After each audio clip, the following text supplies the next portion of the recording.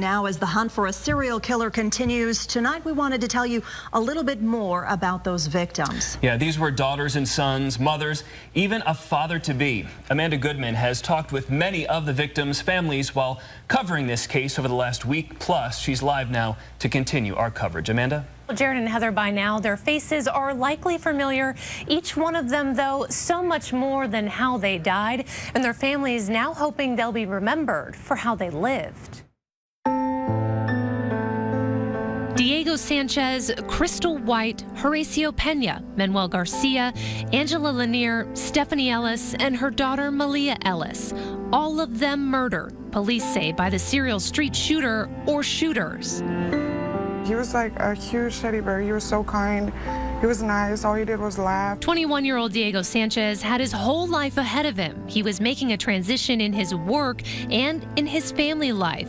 Sanchez and his longtime girlfriend, Marina Smith, had a baby boy on the way. He was going to be a good dad. Sanchez never got to meet his son. He was killed April 1st. Still to this day, I don't believe it. Like, I still think that he's going to come home.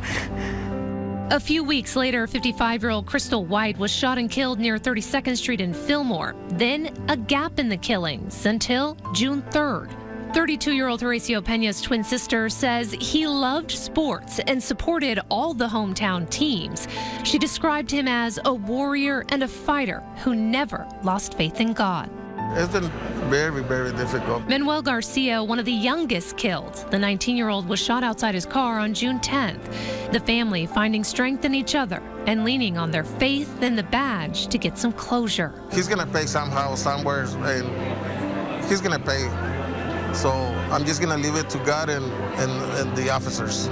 Just days after Garcia's death, more lives shattered. My family is really taking it very hard to lose two members like that. On June 12th, Stephanie Ellis, her daughter Malia, and her partner Angela Lanier were ambushed while sitting in their car.